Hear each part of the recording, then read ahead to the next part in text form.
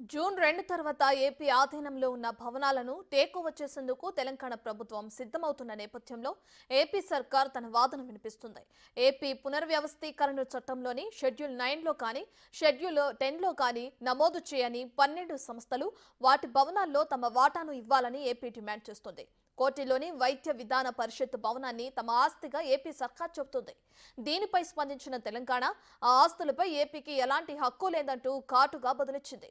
ఆయా ఆస్తులన్నీ వేల కోట్ల విలువైనవి కాబట్టి ఇరు రాష్ట్రాలు వదులుకునేందుకు సిద్ధంగా లేవనే అంశం తెరపైకొచ్చింది.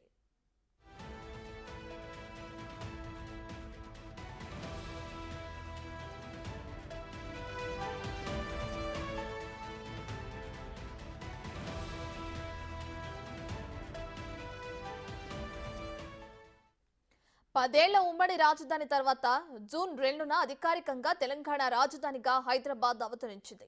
ఏపీ నుంచి స్వాధీనం చేసుకోవాల్సిన ఆస్తుల జాబితా రూపొందించాల్సిందిగా ముఖ్యమంత్రి రేవంత్ రెడ్డి ఇటీవల అధికారులను ఆదేశించారు. ఆస్తుల అంశంపై లేఖను సీఎం ఆమోదించాక దానిని ఏపీ సర్కార్కు పంపే అవకాశాలున్నాయి. గ్రేటర్ హైదరాబాద్లోని 32 సంస్థలతో పాటు ఇతర ఆస్తుల్లో వాటాపై ఏపీ మొదట దృష్టి సారిస్తోందని, అందులో చాలా సంస్థలు పనికిరాకుండా మూసివేయబడ్డాయనేది తెలంగాణ వాదన. 12 సంస్థల్లో గండిపేటలో ఆక్టోపస్ భవనం, దానికి సంబంధించిన భూమి, హెచ్ఎస్సీఏ భవన్, ఖైరతాబాద్లోని ఫార్మసీ కౌన్సిల్, ఎస్టేట్ కార్యాలయ భవనాలు, రెడ్ హిల్స్లోని హార్టికల్చర్ భవనం ఉన్నాయి.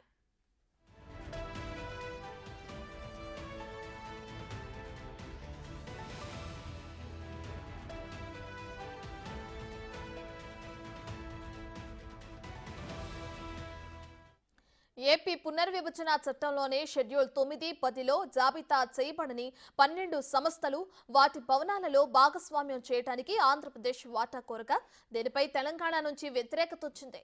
ఎకనామిక్స్, స్టాటిస్టిక్స్ డైరెక్టరేట్ వంటి కొన్ని భవనాలు సాంకేతికంగా ఏపీ నియంత్రణలోనే ఉన్నాయి. గ్రేటర్ హైదరాబాద్లోని ఐఏఎస్ అధికారుల భవనాలు సహా దాదాపు 56 ప్రధాన భవనాలు, మరో 590 సాఫ్ట్ క్వార్టర్లు తమ ఆధీనంలో ఉన్నాయని ఏపీ చెబుతుంది. దీనిని తమ ఆస్తుల ఆడిట్లోనూ చూపించినట్లు తెలంగాణ ప్రభుత్వానికి తెలిసిందే. బేగంపేటలోని కుందన్బాగ్లోని 34 క్వార్టర్లలో, బంజారా హిల్స్ ఐఏఎస్ ఐపీఎస్ క్వార్టర్లలో 21 మంది, పంజాగుట్ట క్వార్టర్స్లో 4 ఉన్నట్లు ఏపీ చెబుతుంది. దీనిపై 2 రోజుల క్రితం ఏపీ సీఎస్ నీరబ్ కుమార్ ప్రసాద్ హైదరాబాద్లోని అధికారులతో సమావేశమయ్యారు. విభజన సమయంలో 2 రాష్ట్ర ప్రభుత్వాల్లో ఆర్థిక శాఖ ఆధ్వర్యంలో రాష్ట్ర పునర్వ్యవస్థీకరణ విభాగాలను ఏర్పాటు చేశారు. విభజన చట్టం 9వ షెడ్యూల్లోని అంశాలపై కేంద్ర ప్రభుత్వం ఏర్పాటు చేసిన షిలాబిడే కమిటీ పలు సిఫారసులు చేసింది. 9వ షెడ్యూల్లో మొత్తం 91 కార్పొరేషన్లుండగా అందులో ఆర్టీసీ, ఎస్ఎఫ్సి వంటి 23 కార్పొరేషన్ల వరకు 2 రాష్ట్రాల మధ్య భిన్న వాదనలు ఉన్నాయి. ప్రధానంగా ఆయా సంస్థలకు ఉన్న ఆస్తులు సంబంధిత అంశాలపై వివాదం ఉంది. విభజన చట్టంలోని హెడ్ క్వార్టర్స్ అన్న పదానికి 2 రాష్ట్రాలు భిన్న వాదనలు వినిపిస్తున్నాయి. కేవలం సదరు కార్పొరేషన్ ప్రధాన కార్యాలయాన్ని మాత్రమే హెడ్ క్వార్టర్స్ గా పరిగణించాలని తెలంగాణ అంటుంది.